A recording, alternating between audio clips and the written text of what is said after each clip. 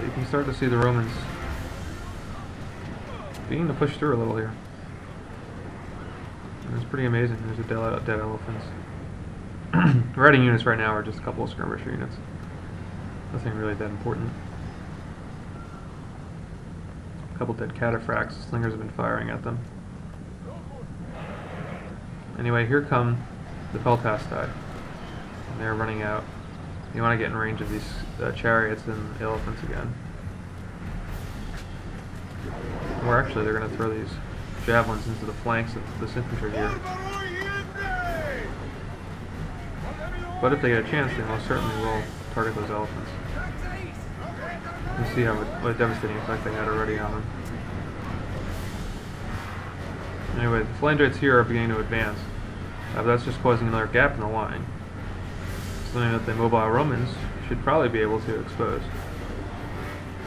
And you can see the Roman infantry sort of swarming in here to tackle this Seleucid infantry. And here comes the first big charge of the game. Cataphracts see these Peltas stuck out here. And come out for a big charge, smacks them. But here come the Pergamese cavalry to the rescue. And again, we have sort of waves of cavalry crashing into each other. Here comes the Tyroi, and then here come the Tyroi of the Pergamese.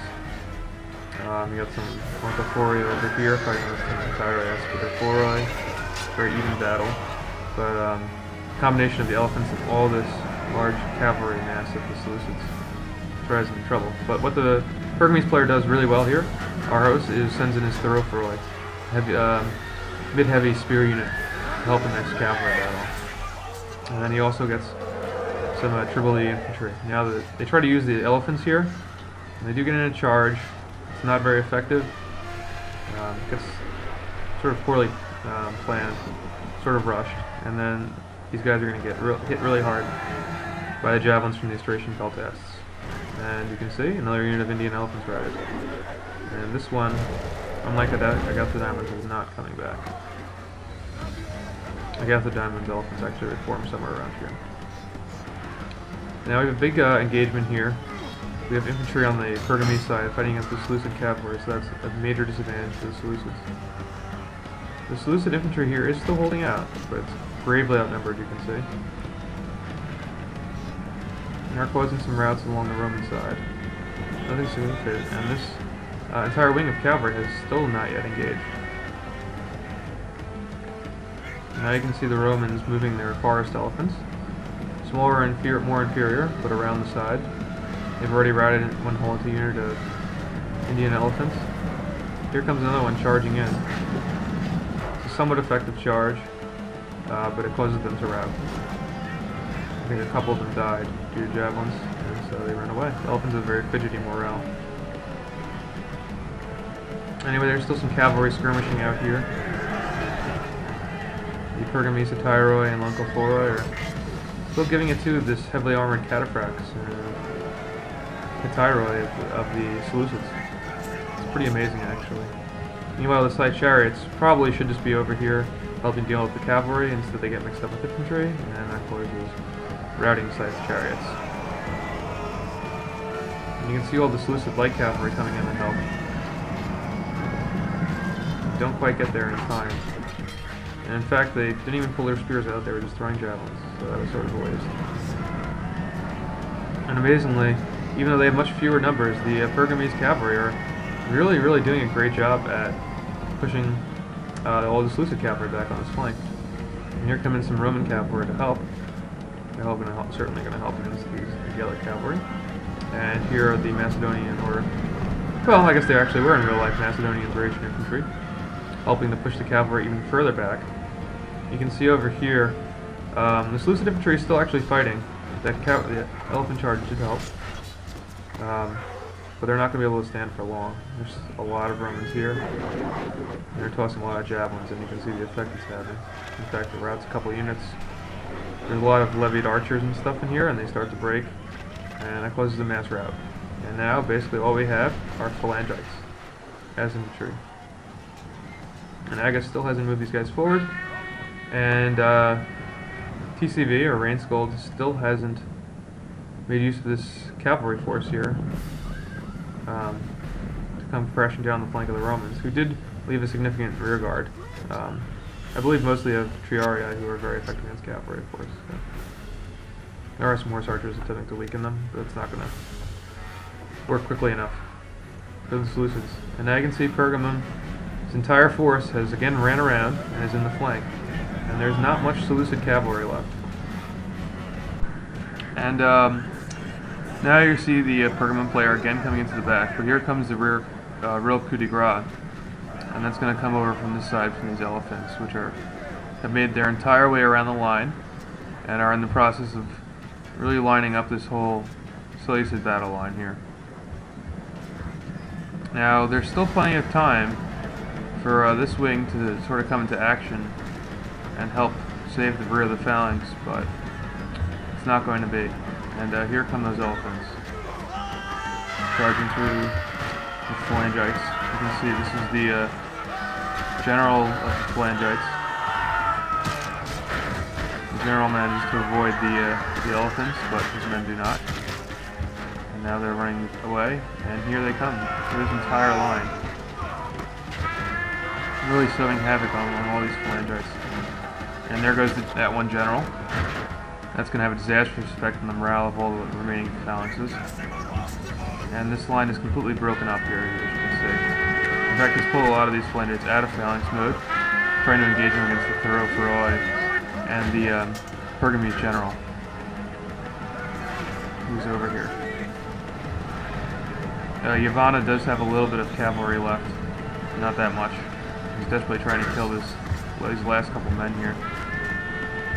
But this entire side of the Seleucid force, as in real life, has completely collapsed. And now you can see the TCV's gotten desperate and starts charging his cavalry against them, as well as his elephants.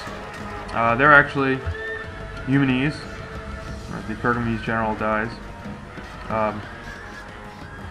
Not quite the result that they were looking for, but the complete rout that the Pergamese player combined with the Romans had on this flank. I mean, look at this. Look at all these dead elephants over here. Tons of them. And dead cataphracts, too.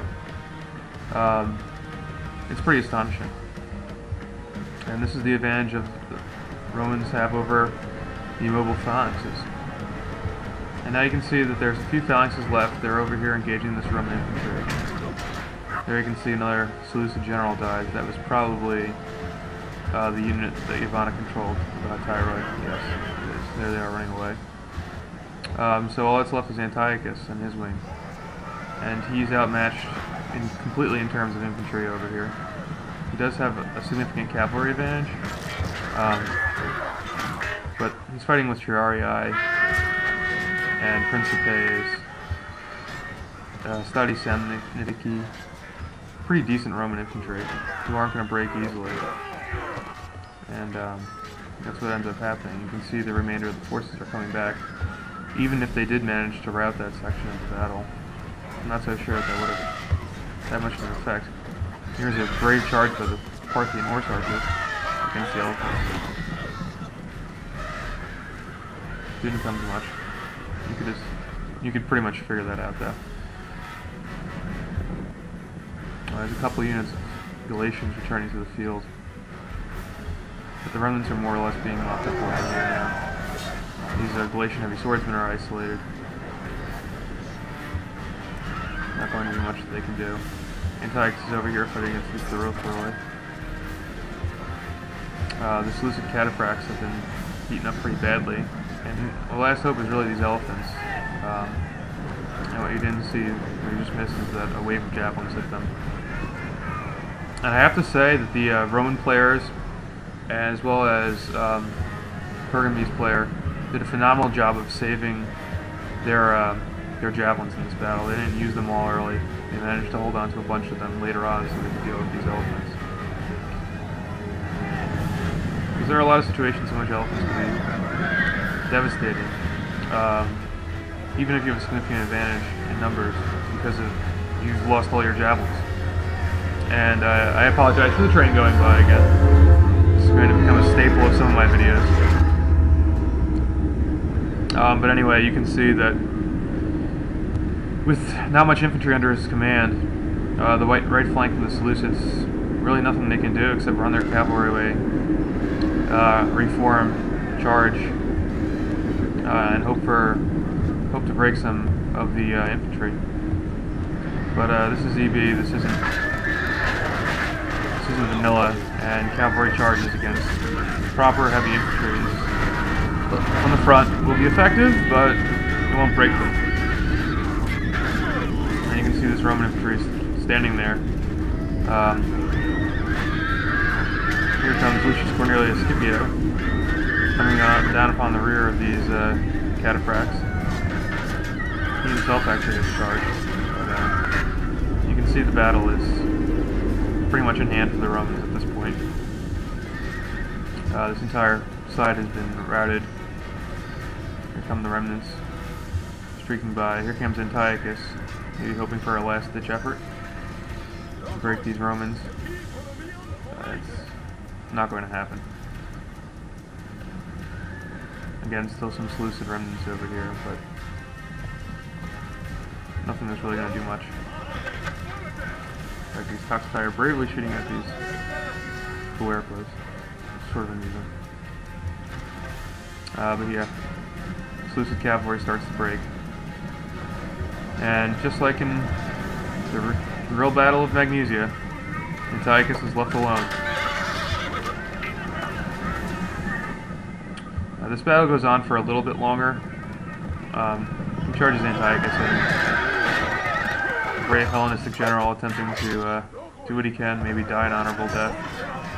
As it is, he ends up being the last man in his unit and runs away. Somewhat ironic. I'm not going to sit here and watch the mop-up. That'd be a little much. So I'll just fast forward you to the results. Inglorious defeat for the Seleucid forces of Antiochus the Great.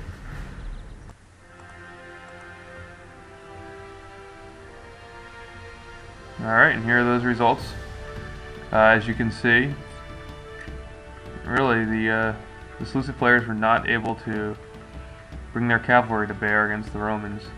The two cavalry wings, which look so devastating on paper, really without proper support from infantry, couldn't do all that much. And you can see the Roman players and Arhos playing as Macedon racked up the kills.